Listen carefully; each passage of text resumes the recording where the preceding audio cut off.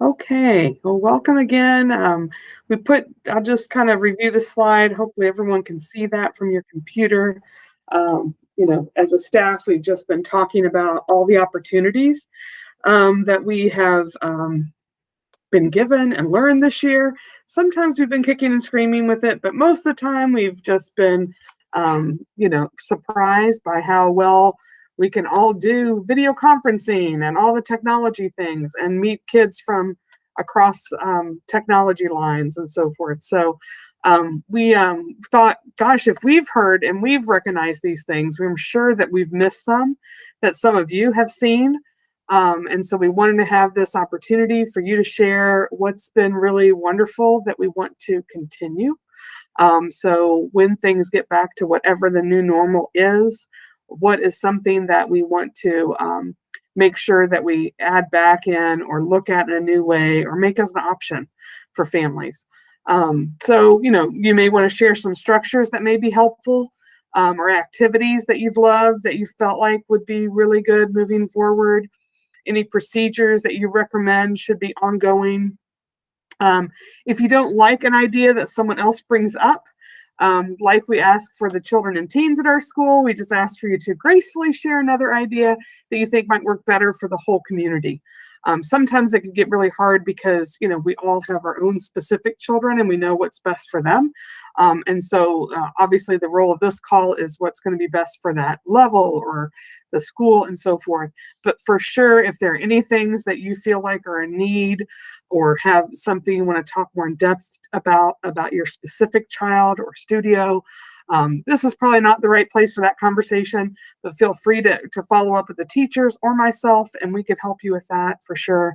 I've had more individual meetings with families this year than probably ever. So we really love to brainstorm and work with and learn from. So thank you for that.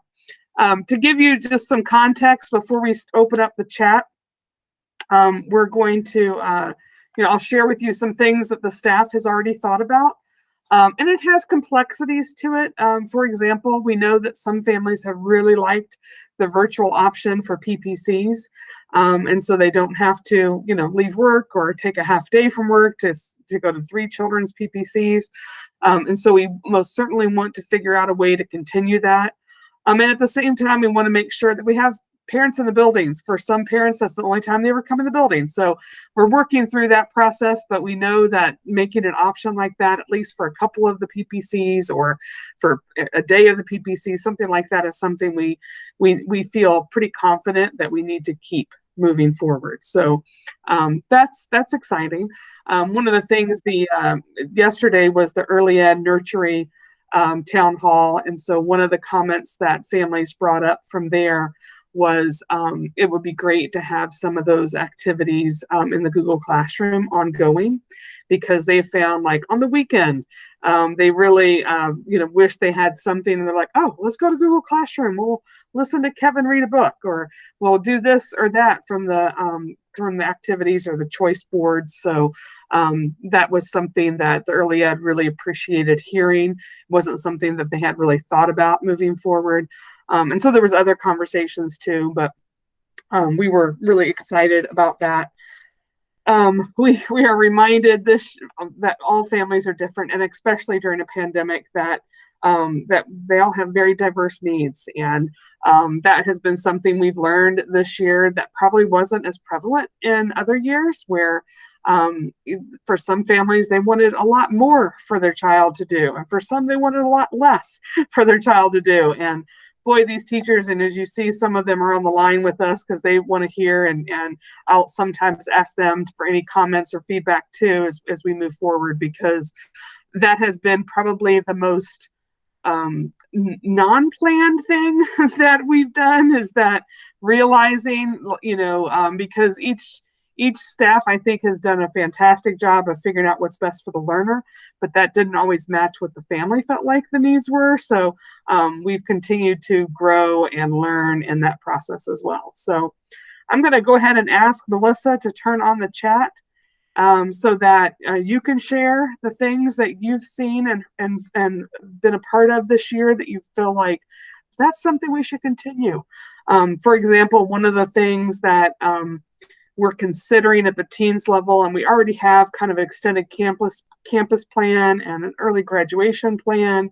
And if there's a way that we want to do more distance kind of virtual options for some of the teens. And so, that'll be something that I assume will come up in their meeting tomorrow as well. So the chat is open, or you're welcome to unmute and share something that you feel like we really should consider at the 6 to 12 level, so that we can, take this year as an opportunity and make the best of what we've learned to move forward into when things are in a more typical normal year. So one of the things that the Amethyst teachers have done is orchestrated some online social activities, some of that online game playing kind of at lunchtime. And that has been super helpful. And this is a really pivotal age for like that social emotional development and being isolated. That's been a great thing for them to do. And I have just heard from being a parent at Community Montessori about MORP and prom and those kinds of things that happen at the higher levels. So I think maybe and I know they do camping when we can do that face-to-face and that kind of thing, but some sort of kind of orchestrated intro to social kinds of things. I think that would be one thing that I would like to see extended when we can be face-to-face or continue to do online versions of that or whatever. That has been really helpful to keep Caitlin connected to her peers in kind of a social way. That's been really, really good. Thanks, Valerie. 6 to 12 staff, do you have any clarifying questions about that or anything else you want to know about that suggestion?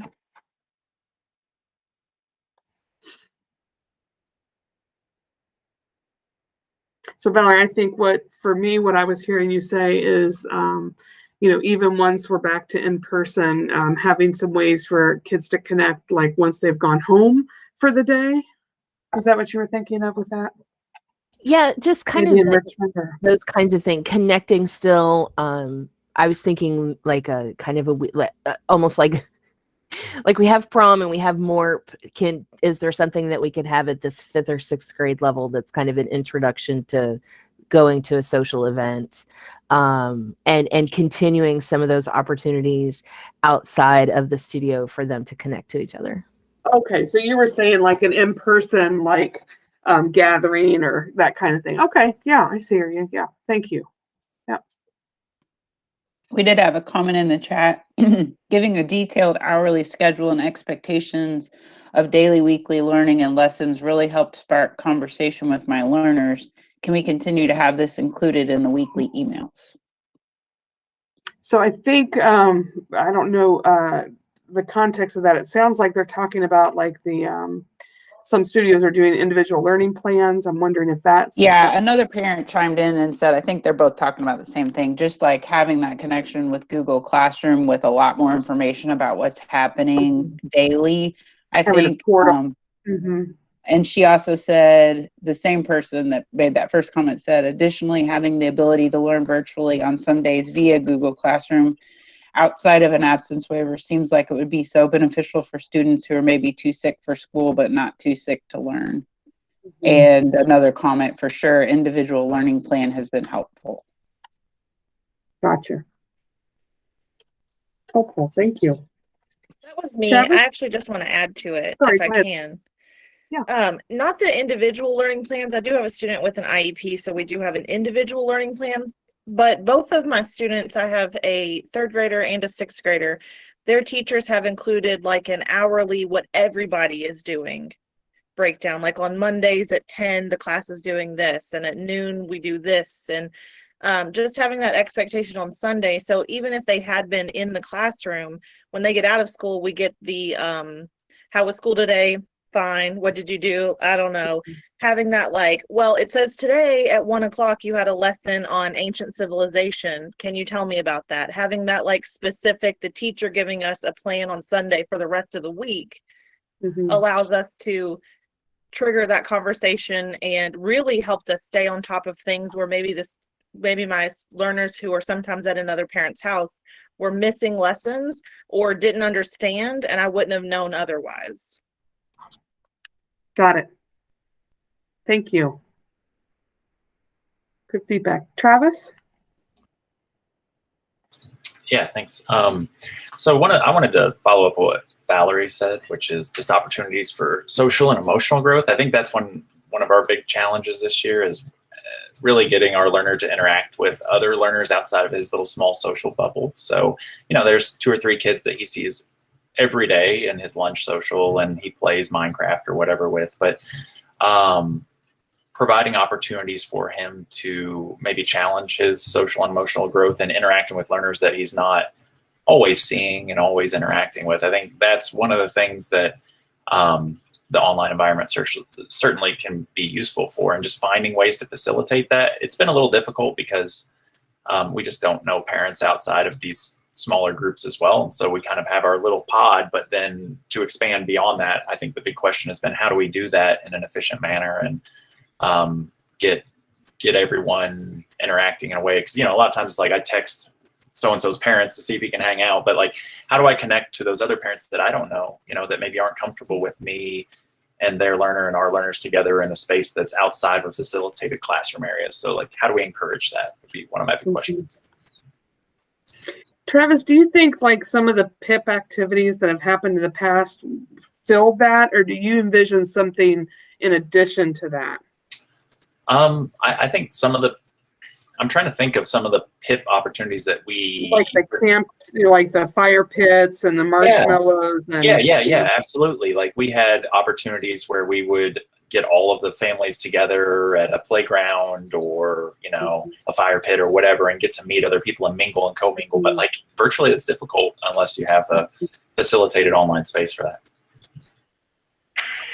Great. Thank you. And really, Caitlin's interaction was kind of born of some Girl Scout kinds of things, where her Girl Scout leader was online with them and playing games with them. What Amethyst Studio does is Jordan gets online at lunchtime and plays Among Us with them. So again, it's facilitated. There's an adult that's kind of over, like in there with them, so they're not out in the wild blue yonder with complete strangers. Mm-hmm. Yeah. I'm wondering, Valerie, haven't you been a coordinator before for studios? Yeah. I'm wondering if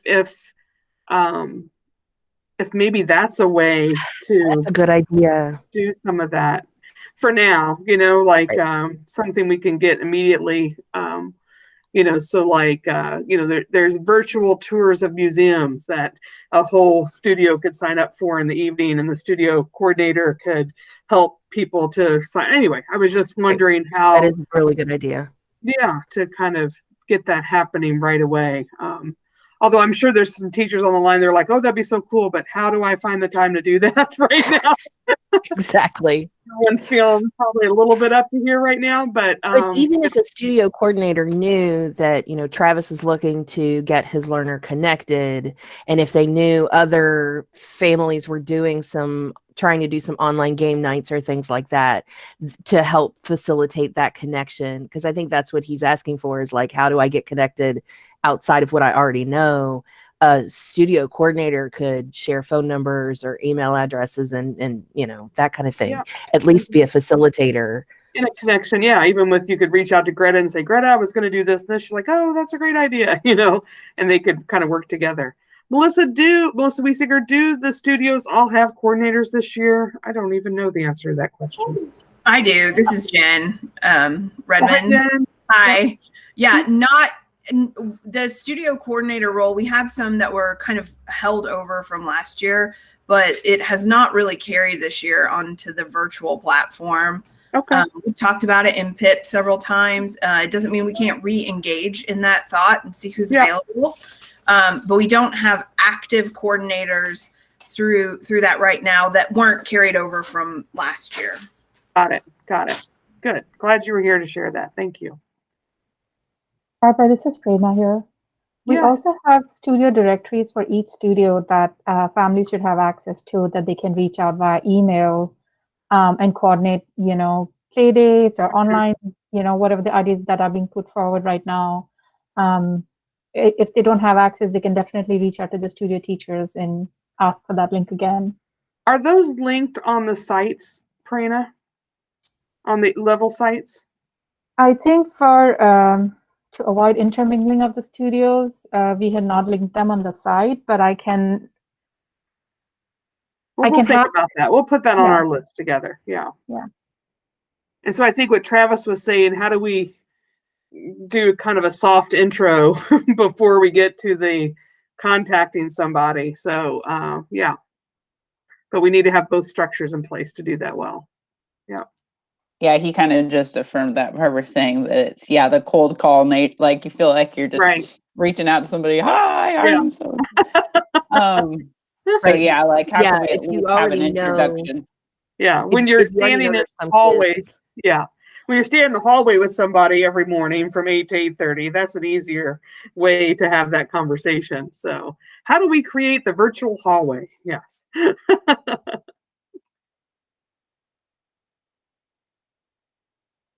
What other ideas do people have or things that we want to make sure that we don't lose moving forward? Because we're all hopeful. This is not going to be forever. And someday soon, hopefully, we're all going to be back in the building.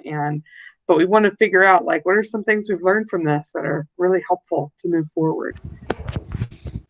What if there were some type of messaging forum, kind of like there's a Google Classroom for Amethyst. Amethyst has their own messaging board that they're on all day and they can chat through. What if there was only a chat for the parents of each studio so that the parents could coordinate some way to speak to each other? Because I am a new parent to community Montessori generally, and it'd be great to just get to know these people on that level until we're able to all have a conversation in person.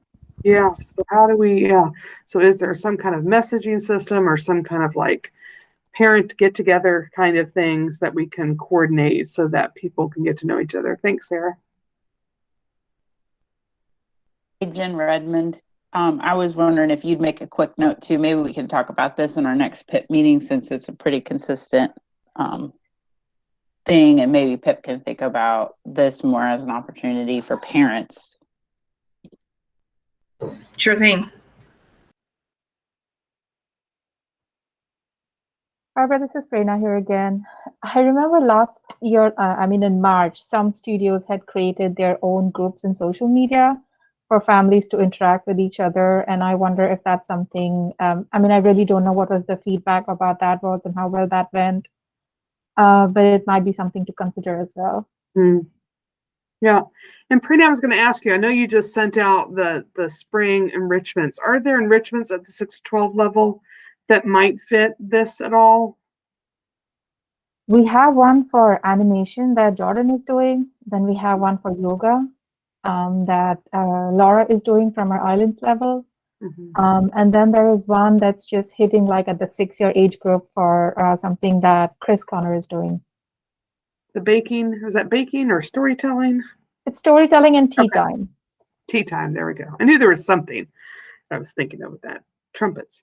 So anyway, I was just trying to think of like what Valerie was saying about Girl Scouts. It is also helpful, those enrichments sometimes can help people to, see new people, new families, new learning situations.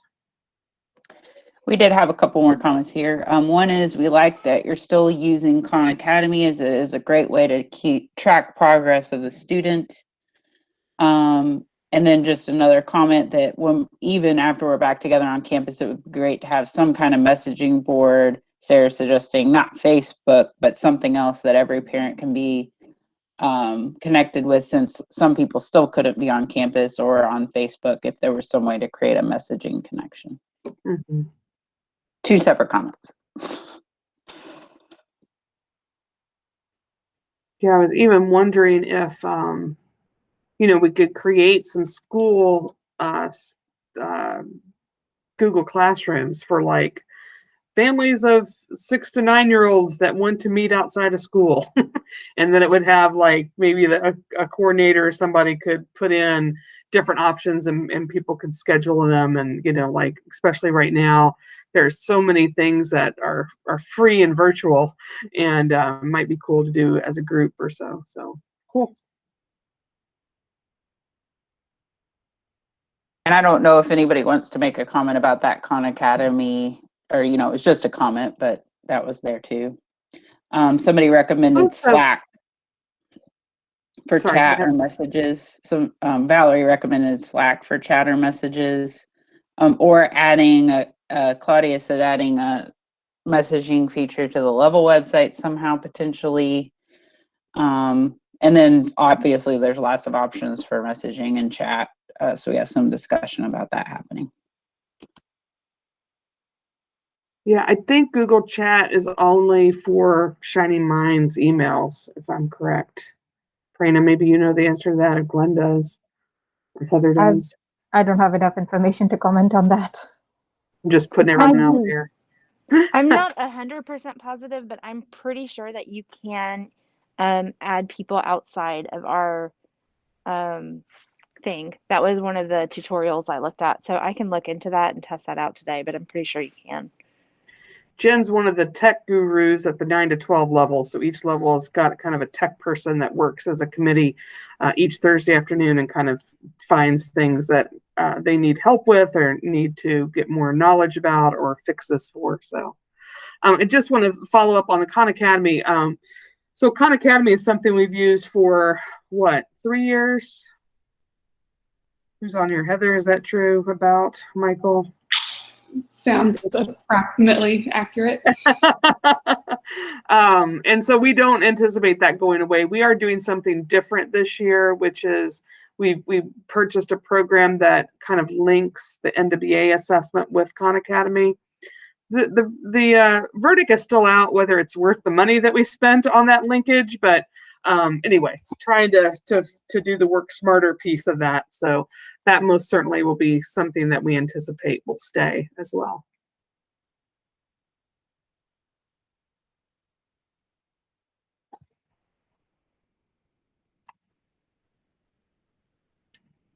Any other?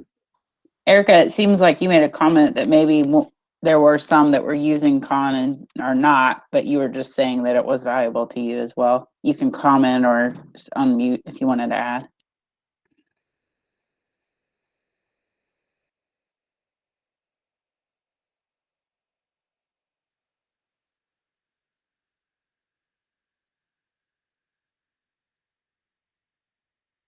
Are you trying to figure out how to unmute Erica? Or yeah, sorry. What is it, Jen? Control. I found it. I use so many of these different chats that I know they all are different. Yes. All different. Yeah, we Khan Academy for lots, and like he was really, especially the math for him was working really well, and then the sort of language parts that were really helpful to him. And so we were kind of, we still try to use it with him on our own, but we like sort of having that guided lessons with Khan Academy for him with the little goals. Great. Thank you. Mm-hmm.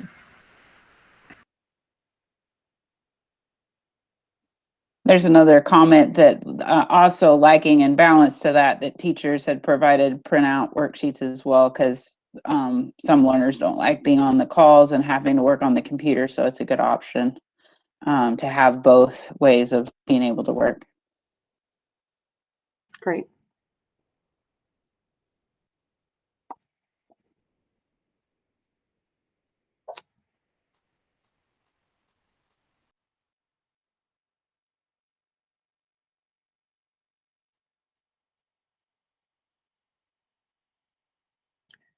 Anybody have anything else that they feel like would be helpful if we heard from you about?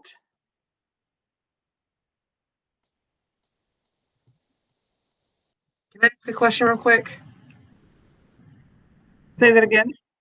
Can I ask a question real quick? Are you looking for who's talking? Go for it, Cody. Yeah.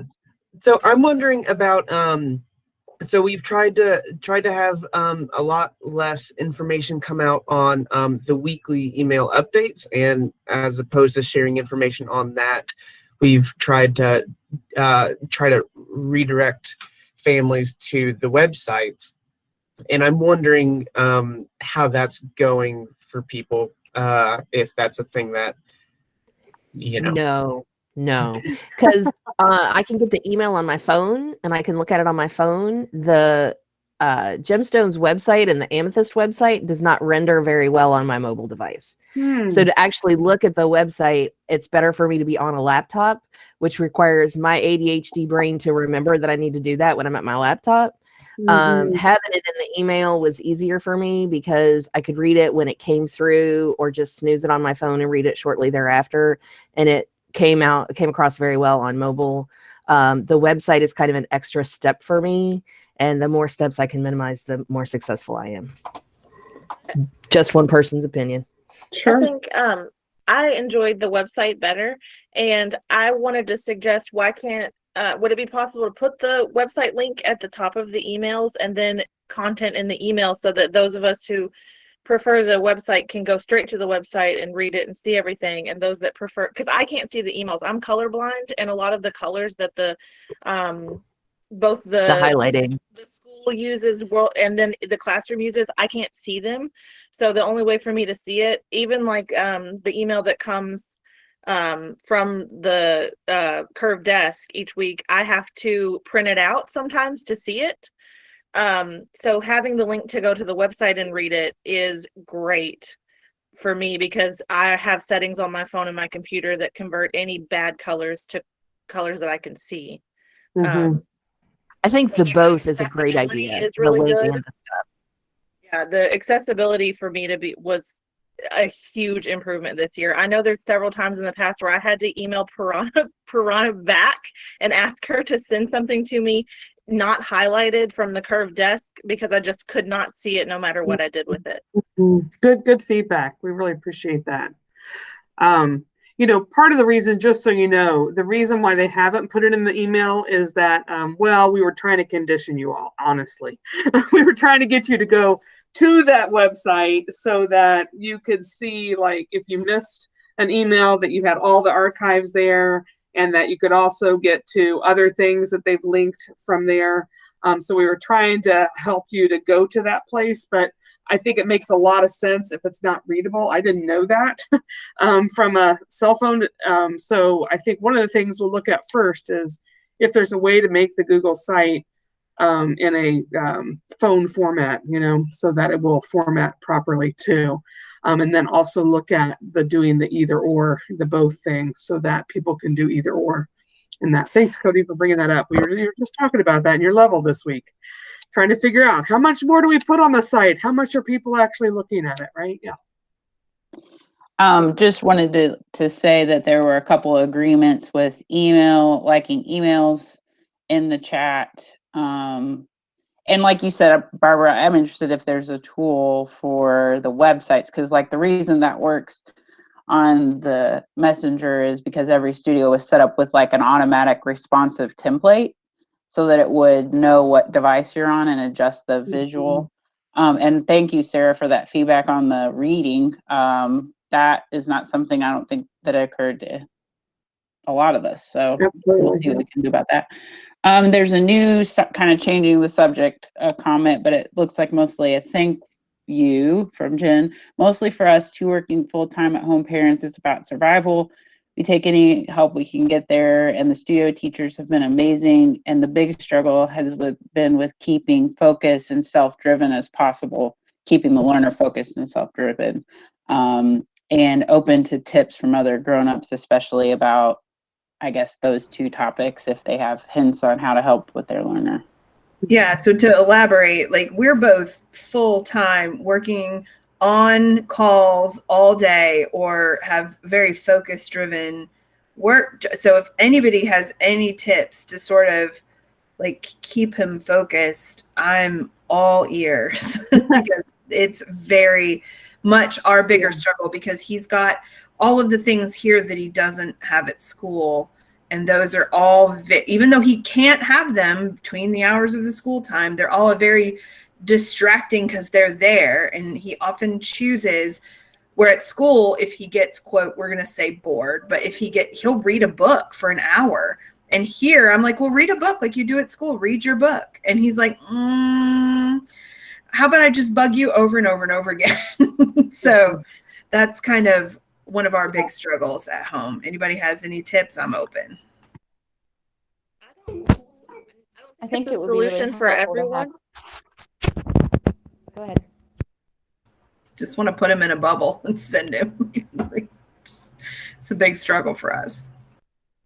It's a solution for everyone, but what worked for us is that we have one learner at community and one learner at in the same grade in public schools. And what we did for them was they both have cell phones, and we put the reminders on their cell phone calendar for when lessons start and if they should have no screen time on that. And we also have several tracking, like the Google family and the AT&T family, that lets you switch off their internet access for periods of the day on their cell phones, which really seems to help. And you can call those scheduled breaks whatever you want. So like we call them reading time, or we call them movement, or so the kids, they always have their phones. If you guys have kids with phones, I'm sure you know that they always have them. And it's that tactile reminder that now it's time to read. And we have them logged into their Google Classrooms on their cell phones as well, so that they're getting the reminders from their teachers as well across multiple devices, their Chromebooks and their phones, and me yelling at them from the other room, because we're full-time, working at home parents also.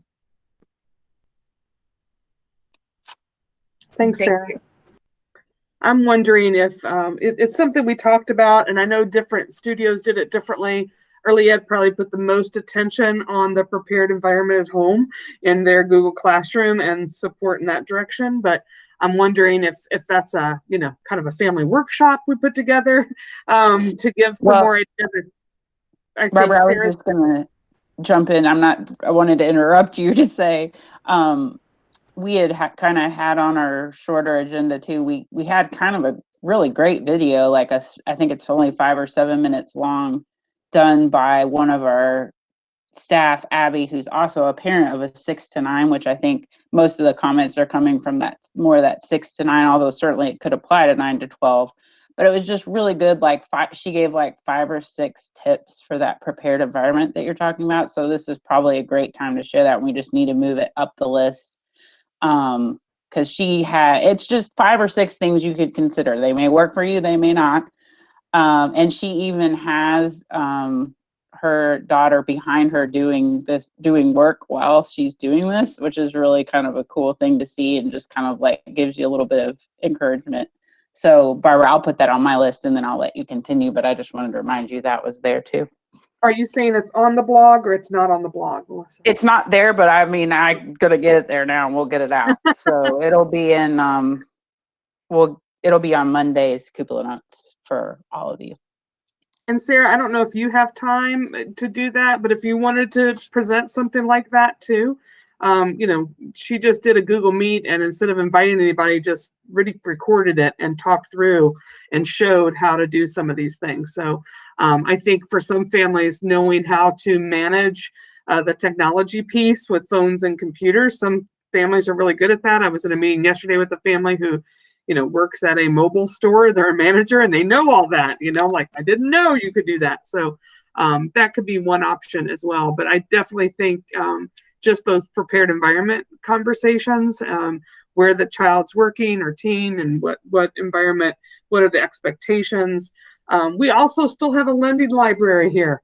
So if there's some books that you want to check out, the most popular ones for that are like Barbara Coloroso, Kids Are Worth It. And she also she talks about the backbone family, which is what we all want to be, or the jellyfish family, or the brick wall family. And so it kind of helps us to figure out how to set, appropriate boundaries and developmentally. And I want to send a plug for the workshop on February 17th with Jennifer Benner-Ohl. And so it's on relationship development intervention. And so it's for kiddos that, specifically have emotional dysregulation, but it's also for all of us, because all of those strategies work for just relationships in general, and how to, create those really collaborative, consistent relationships. So that's something to think about too. Anyone else want to give any other thoughts about that that could be helpful for the group?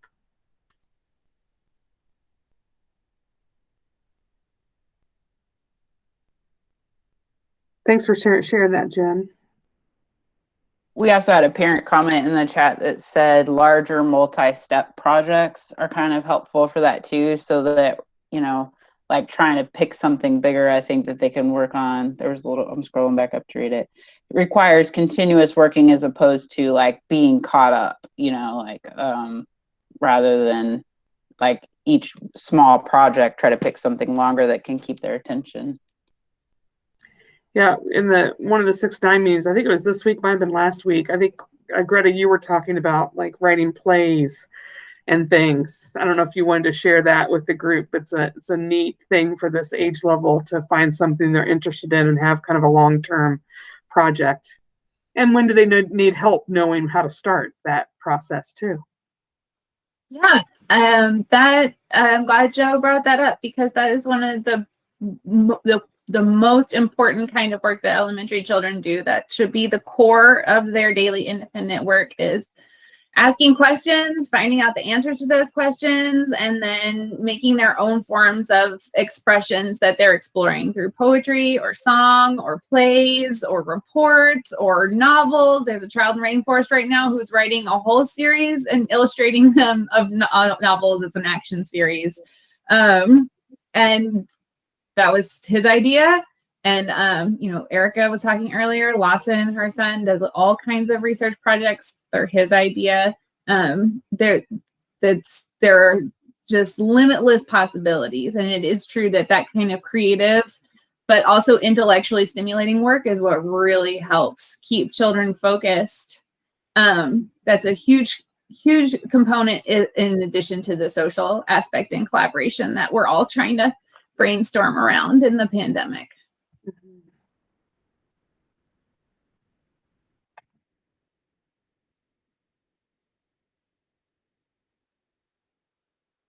Any other thoughts or sharings or things we should think about moving forward? There's another question.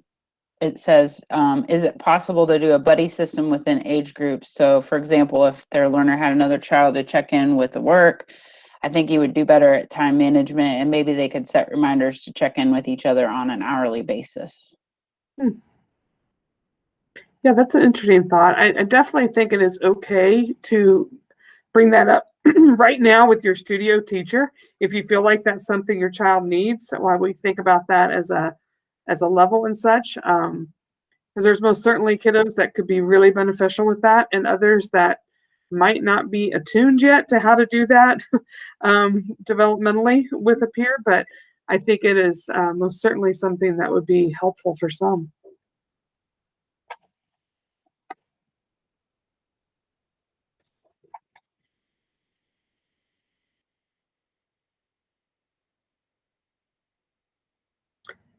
Anything else?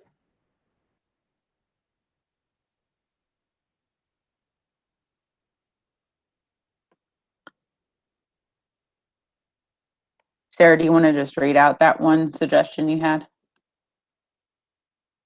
And I meant to say it earlier. I don't want to take too, if everyone else is talking. We also, because I said 12, and then I realized I gave the wrong age. I have two 11-year-olds in the house. And one of the rules that we made was that they can't do their schoolwork or take their video calls in their beds.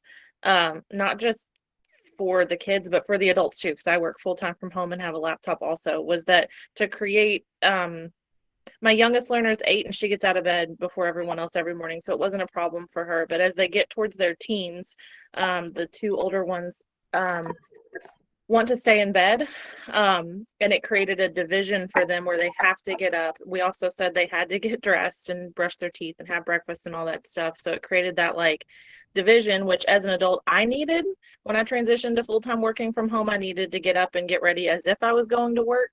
So we made the rule for the kids too, and it really seemed to help. It gets them out of their room and in with the rest of us, and especially for big learners, it's a good thing. I was going to try to pull it up, but my Glenn would say I have too many tabs open and my computer doesn't want to open one more right this minute. But if you go to the website and go to current families and go to the family handbook, there's a whole section on there about like family plans. There's another name for it, but it's not in my mind right now. So, it's, so kind of like what Sarah was talking about, it's creating kind of a collaborative meeting with your family and talking about what we all agree to. So, for example, saying like, we all agree that, when we get up in the morning, whether we're working at home or going to school, we do the same process. Does anyone have anything they want to disagree with that? And so you have like a collaborative conversation and create kind of like this family, it's not called a family plan, but anyway, it's like a family guidelines for what we all agree to, commitments and so forth. So it'd be a great place to look at on that handbook. It's about halfway down the handbook, I believe. Oh, Melissa's going to show off. Now, she must not have as many tabs open as I do. We'll let her pull that up. Any other thoughts?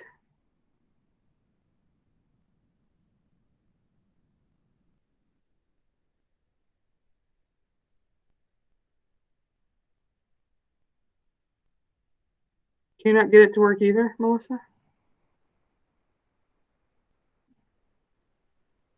I realized I was talking and you couldn't hear me.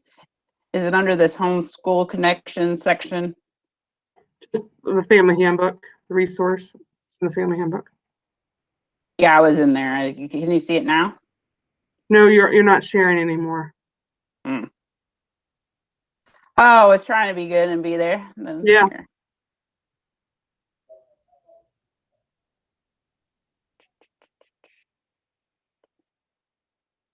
Now we should be there. I think it's under this section, homeschool connection. Let's see.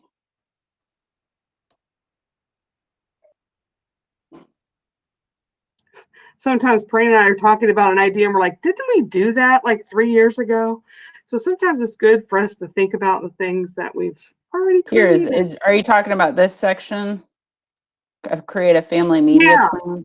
That's right. And that was specifically about media, but it could be about other things besides that. Yeah, that's it. Yeah. Yeah. So page 9. Page 9. Great.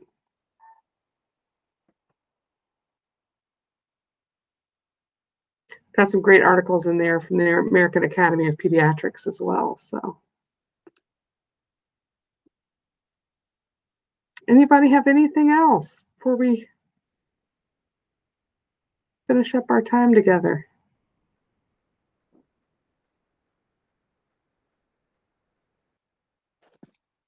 Yeah, thank you all. That was really, really helpful. And Melissa and I will stay on here for a few minutes, and Prayna, if you have anything else. But we really appreciate you coming and being a part of this and sharing your thoughts.